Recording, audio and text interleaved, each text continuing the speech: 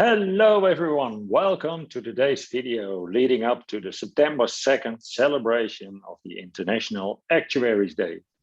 We are speaking to all kind of different actuaries around the world to get their views and perspectives on our wonderful profession.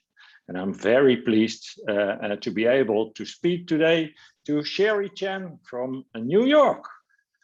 Hello, Sherry. Hello, good morning, good afternoon, good evening, depending on where we are in the world. Yeah, it will be a video, so it also depends on at what time you are going to watch the video. But can you tell us a bit more about what International Actuaries Day means to you? Certainly. When I think of International Actuaries Day, I really hone in on the word international. When you think about not only our profession, but what we do, obviously we are a group comprised of actuaries from all across the globe. And, at the end of the day, we might say the number 2 differently in various languages, whether it's English or French, Chinese or whatever other language it is. But still 2 + 2 = 4, regardless of any language that you're speaking, right? And that's the universal language. And that's what I see behind the work we do, because not only is numbers and math a universal language, but actuaries at the end of the day, we're providing financial security to whatever infrastructure we are working with, insurance or pension, healthcare. It's all about financial security. And I believe that the underlying language that we are dealing with is a universal language, whether it's the math or whether it's the providing the financial security. So I really see that it is a celebration of all actuaries across the globe. So it really is International Actuaries Day. Thank you, Sherry. You're talking about 2 and 2 is 4. So certainly that is all over the place.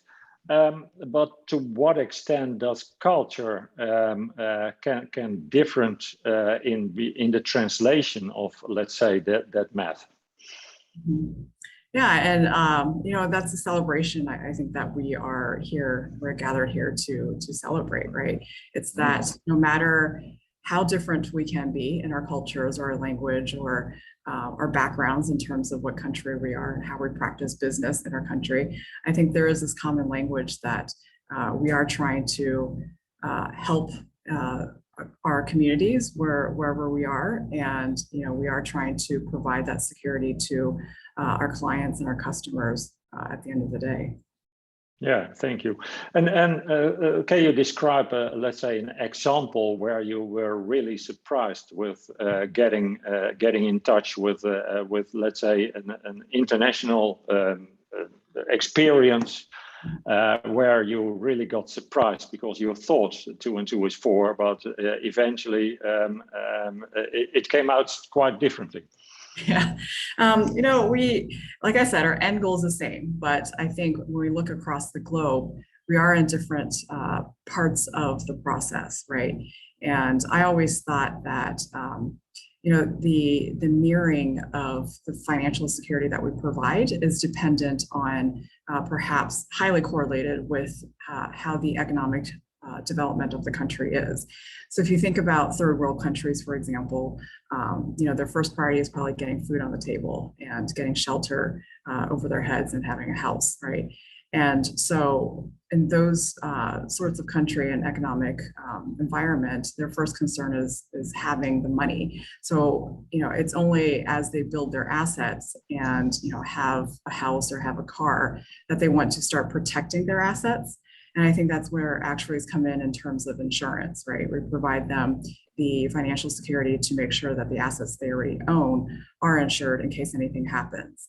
And then when you progress into a more evolved economy where the individuals on average do have excess earnings, for example, they're not only using the earnings to put food on the table and acquire assets that they need, such as a house or a car, but they actually have excess assets to save. Right, and in the years that they work, they're saving money not only for using the money for current consumptions, but they also are saving a portion of it for later, which is what we know as retirement vehicles. And as they get more, as the country, like I said, gets more involved economically, and there's more disposable income for the citizens. And that's where actuaries step in. You know, you progress from being for just providing insurance products to the country to pension products to the individuals, so that they can have and enjoy their retirement after they work.